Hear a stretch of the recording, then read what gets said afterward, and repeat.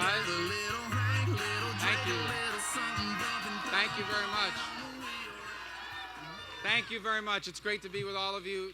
To our CFO, Jeff Atwater, thank you for coming all the way over here. I really appreciate it. I look forward to working with you. Thank you, Jeff. Todd Wilcox is up with us here today. This man's got an incredible future. He's already served our country in incredible ways, and I'm so grateful to him for being with us today. And, of course, my friend for over 2 decades. We're old enough to know each other over 2 decades. Our Lieutenant Governor, Carlos Lopez Cantera. Thank you all for being a part of this. Thank you. And I want to begin by, as I always try to do, when I should always remember to do, and that is to, as my faith teaches, thank my Lord and Savior, Jesus Christ, and I take great solace in my faith's teaching that he will come again in glory to judge the living and the dead, and his kingdom will have no end. And that ultimately gives purpose to my life and to our life. I, of course, would be remiss if I didn't thank the people that have been with me every single time I've done this, in the good days and in the bad ones, and that's my family, my wife Jeanette, and my 4 kids, who are, and I'll tell you right up front, guys, we probably have to leave pretty quickly tonight. I want to see everybody, as many people as I can, but they have school tomorrow, and Daniela has a test tomorrow, and so she'll be there if they're watching, but I'm really, this has been an unusual road back here with you tonight. As you know, after my race ended in March for the presidency, I was prepared to become a private citizen, and I was not just prepared to be so, but I was excited about what that meant. Time with our family, other opportunities. But I just couldn't be at peace with the idea that we were going to not just potentially lose a Senate seat, but lose the balance of power in the Senate at this critical moment in our nation's history, with a vacancy on the Supreme Court, with the potential that Chuck Schumer of New York would be the majority leader, with all the issues facing America. And I'm so grateful now as I'm back with you here today for the support that so many people have given us. The thousands of people who called and knocked and supported us and helped us along the way. I'm really grateful to you for this opportunity. To the Republicans here in the state, who over 70% of them have returned me as their nominee for the United States Senate. Now, in about 70 days, the people of Florida will choose. And they will have a clear choice to make. Politics are at its best when it's about clear choices. This election is going to present the people of Florida a very clear choice for the future of our country. I'm proud of my service. I'm proud of the things we achieved in my time as Speaker of the Florida House. I'm proud of the things we've achieved in my time in the United States Senate. I'm proud of the fact that I wrote, and we passed the VA Accountability Act so that those people that aren't working for our veterans will be fired from their jobs at the VA. I'm proud that I wrote, and we passed the toughest sanctions ever on the terrorist group Hezbollah. I'm proud that I wrote and we passed a bipartisan law called the Girls Count Act that goes after human trafficking. I'm proud that I wrote and we recently just passed the Foreign Aid Transparency Act, so we have more accountability and transparency over how your taxpayer money is being spent. I'm proud of the fact that I led the effort and we got rid of the Obamacare bailout fund so your taxpayer money cannot be used to bail out private insurance companies.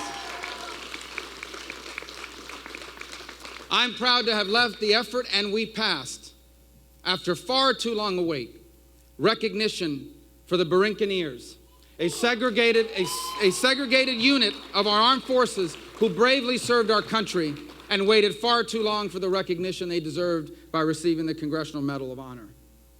On issue after issue, I'm proud of the work we've done on behalf of the people of our great state. And I'm also proud of the way we've supported our constituents and helped so many people that have come to our offices. Over 40,000 people that have come to us, and we've been able to help with their cases, including 5,000 veterans, 4,000 to 5,000 veterans whose cases we have processed. And that's why I'm asking the people of Florida to return me to the United States Senate, so that I can continue this work on your behalf, and so that we can have a Senate that returns to its proper role under our Constitution. And it begins from day one. For this nation has a Supreme Court vacancy, and it is the Senate that must confirm the next Supreme Court justice, and that justice must be someone who will apply and interpret the Constitution as originally intended, not any way they want it to mean, because if the Constitution means whatever you want it to mean, it means nothing at all.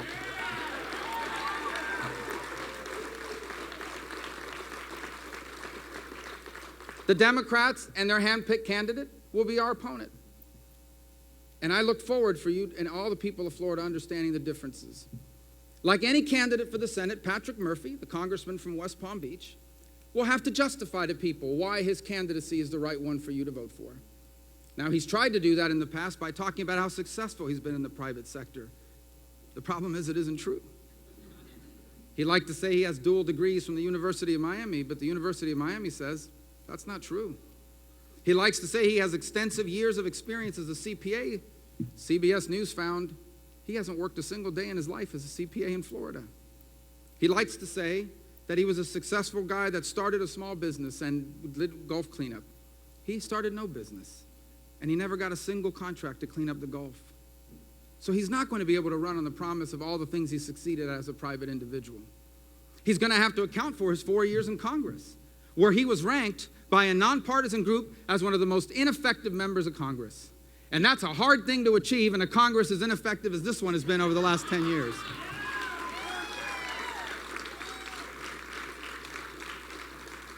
He'll have to answer for his liberal record. He likes to call himself a centrist and a moderate. Well, let me tell you about his voting record. Patrick Murphy is an enthusiastic supporter of the nuclear deal with Iran. And he's still a supporter of it, even after Iran got $400 million in ransom. Even after Iran took 3 more American hostages after the deal was finalized. Even after Iran captured 10 American sailors and tried to humiliate them, he still supports that deal. He still says that deal will bring us peace in our time. The last guy who said that was a prime minister from England in the 1930s, and he regretted it for the rest of his life. Patrick Murphy wants to close Guantanamo and either release these terrorists or bring them to America. Patrick Murphy is a supporter of the Export-Import Bank, a bank sponsored with your taxpayer money in which all the loans go to a handful of politically connected companies. And when offered the chance to vote for an amendment that said this bank can't give loans to countries that sponsor terrorism like Iran, he voted against that. In fact, last year alone, he voted with Barack Obama 94% of the time. Patrick Murphy is nothing more than an old-fashioned liberal, and his ideas that he stands for are wrong for Florida. They're dangerous, and they will leave us vulnerable as a people and as a nation. And so you may ask yourself, well, how can Patrick Murphy, who has done nothing in his private life to be successful and done nothing in his 4 years of Congress, which you'll have to answer for, how can someone with that kind of record think he can be elected to the U.S. Senate? And the answer is he has this sense of entitlement. Because when everything you've ever had in your life is given to you, you think you deserve it all. Now, I understand that in many parts of the world, people that come from families that are politically connected and influential dominate government, but not here in America. Here in America, we are entitled to nothing other than the liberties that our God has given us. Here in America, if Patrick Murphy wants to be a U.S. Senator, it doesn't matter how politically connected, wealthy, or influential his family is. He wants to be a U.S. Senator, he's going to have to earn it by beating the son of a bartender and a maid who came to this country in search of a better life.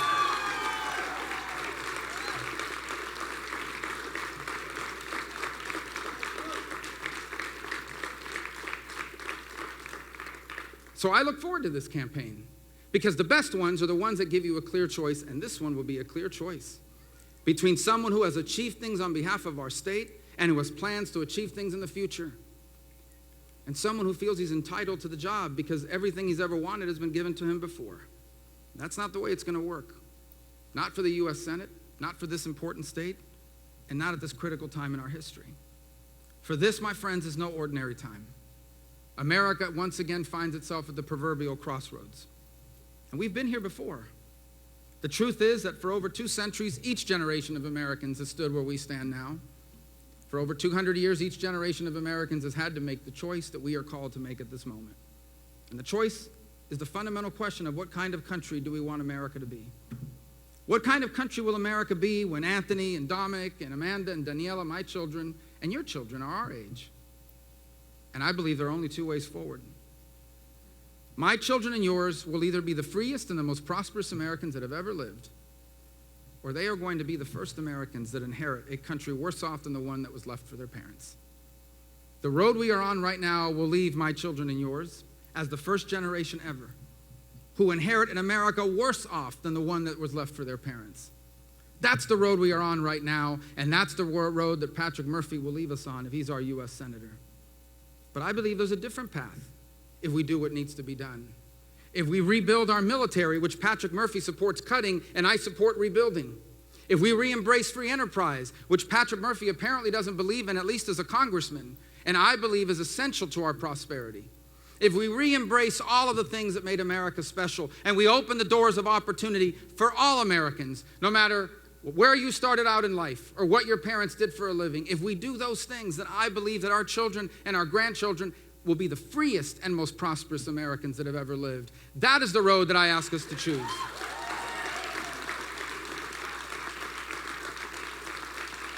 That is what I have always been about.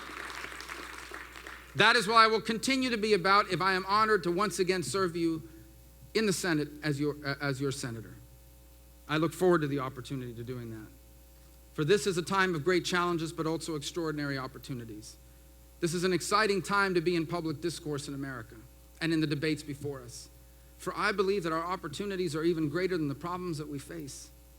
But to do that, we have to have the right people in those positions who don't just believe these things, but have done these things, who aren't just on the right side of the issues, but have been able to show how they can get those things done. And I have, and Patrick Murphy hasn't. That is the exciting opportunity that awaits us now, and I hope that we will fully embrace it, so that we can have a Senate that takes its role in our Constitution right. A Senate that will act as a check and balance on the excesses of the executive branch when it goes too far, no matter who wins this election. For the only person in this race who will not be a rubber stamp for the executive branch in this election is me. And that is what we need in the Senate more than ever before. I am privileged and honored to stand before you today. As I was walking into this gathering, as I usually do at these events, I walked through the kitchen of this hotel in the back room. And I ran into some of the folks that were breaking down what looked like a pretty good party that happened a little earlier in another room. And it reminded me, and as I told them, it reminded me of where I came from. And I've said this so many times, I will always say it. Because I think it speaks not just to me, but to our country. It was in rooms like this where my father worked for over 3 decades, maybe 4. As a banquet bartender behind a little rollaway bar. We don't have one here tonight because we're trying to save money. We could have had a cash bar. But that's what he did for a living. And he stood behind a bar like that all these years so that I would have the chance to be anything I wanted. All my parents wanted in life was for their kids to have all the opportunities they never did. And I know that had they gone anywhere else in the world, they could not have achieved that. They came here with nothing. Barely spoke English, no money, no connections. Barely educated, formally anyways. And yet somehow they were able to own a home and retire with dignity and leave all 4 of their children better off than themselves. That's not just my story, that's our story. This is who we are as a nation and as a people. And this is who I want us to remain. But we didn't become that by accident. We became that because the men and women who stood here before us did what needed to be done, and now the time has come for us to do what needs to be done. And if we do what needs to be done, we will be able to leave for our children what our parents left us, the single greatest nation in the history of all of mankind. And I want, with your indulgence for a moment, to say, not the same speech as long, but I'll be brief, but in Spanish. I talk a lot faster in Spanish, so. But I know a lot of people get their news in Spanish, especially here in Central Florida and South Florida where I live. Quiero empezar por reconocer a mi Señor Jesucristo por todas las bendiciones que nos ha dado a nosotros. Mi vida es centrada en esa fe y le doy gracias a Dios por eso y por mi familia. Le doy las gracias a mi familia, a mi esposa Jeanette, a mis 4 hijos que están conmigo en la noche de hoy, la cual vamos a tener que irnos un poco temprano porque mañana tenemos que regresar a Miami y mañana tienen escuela. Yo llego a este momento en un proceso bastante inusual. Después de la campaña presidencial yo pensaba regresar al sector privado como un ciudadano privado, pero no podía estar en paz con el pensamiento que se iba a perder el Senado y que íbamos a seguir en la dirección que va este país en este momento. Yo estoy muy orgulloso de lo que hemos hecho durante nuestra vida pública, del servicio que yo le proveía a este Estado como presidente de la Cámara de Representantes, de los resultados que logramos ahí, de lo que hemos podido hacer en el Senado de los Estados Unidos, pasando leyes que traen, por ejemplo, contabilidad al Departamento de Veteranos, que pudimos también lograr sanciones en contra de Hezbollah, un grupo terrorista, que nos hemos enfocado en los temas de América Latina, sanciones contra Maduro en Venezuela, involucrado también en los temas que afectan a la isla de Puerto Rico que tanto está sufriendo en este momento. y muy orgulloso de poder haber patronizado una ley que al fin le da el honor que se merecen los Buccaneers que sirvieron a este país por tanto tiempo y con tanto sacrificio. Pero las elecciones son sobre las diferencias, y hay gran diferencia entre yo y el candidato que aspira en contra de mí en el Partido Demócrata. Este individuo no ha logrado nada en su vida. Todo lo que ha tenido en esta vida se lo regalaron y se lo dieron. Este es una persona que decía que era un contador, pero jamás ha trabajado ni un día en este estado como contador. Una persona que dice que es un pequeño comerciante, y no es verdad, nunca lo fue.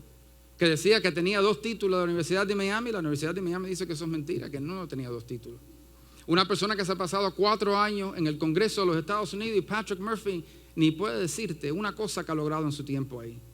Un individuo que apoya a este arreglo con Irán nuclear.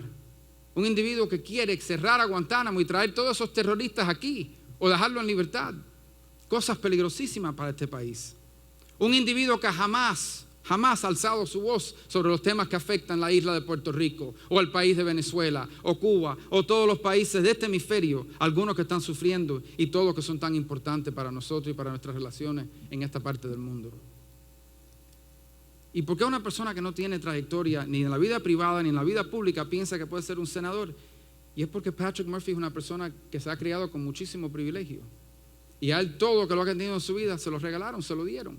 Y ahora él piensa que a esto también se lo van a regalar. Y yo entiendo que hay países en este mundo donde si alguien viene de una familia conectada y con dinero y con influencia, esas son las personas que dominan la vida política de esos países. Pero no en este país. En este país hay que ganarse las cosas.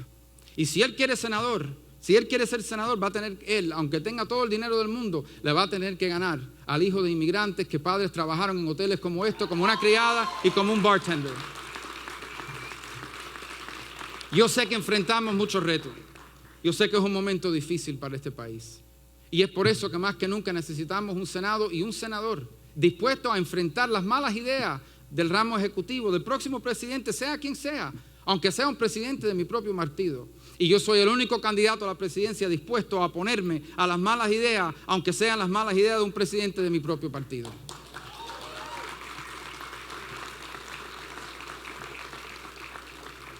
Yo sé que es un momento, como le dije, difícil, pero también un momento de enormes oportunidades. Pero hay que escoger. Por más de 200 años, todas las generaciones en este país han tenido que escoger la dirección que quieren ir. Y por más de 200 años, todas las generaciones han escogido hacer lo necesario para que sus hijos hereden un país y una vida mejor que los de ellos. Esa es mi experiencia y esa es su experiencia. Y ahora ha llegado nuestro momento de decidir de nuevo.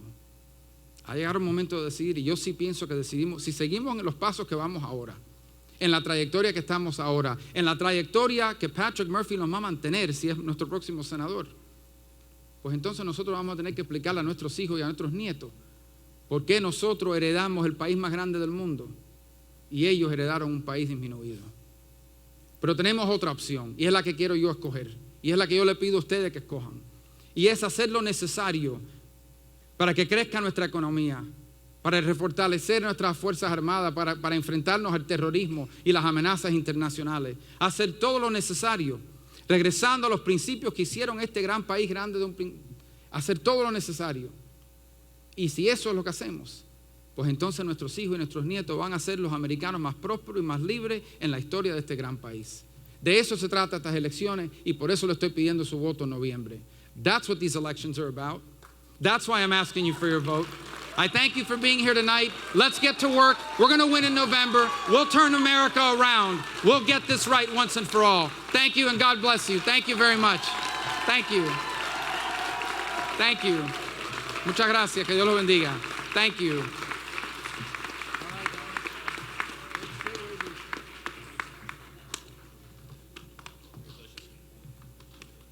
Thank you, guys. I appreciate it.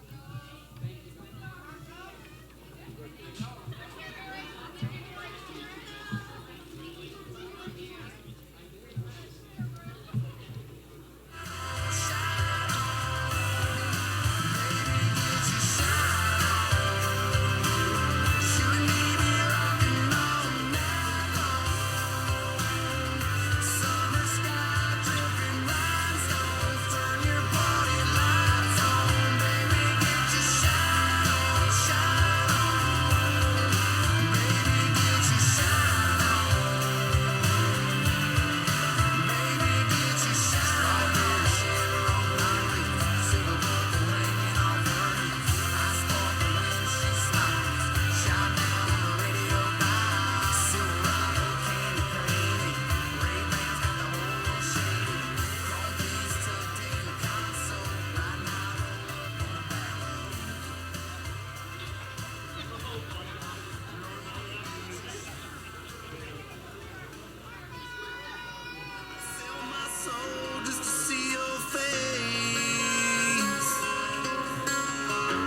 I break my bones just to heal your pain. In these times I need a saving grace.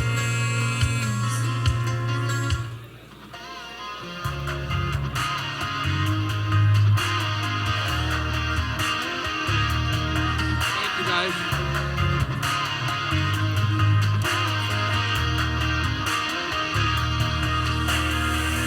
Mixtapes got a little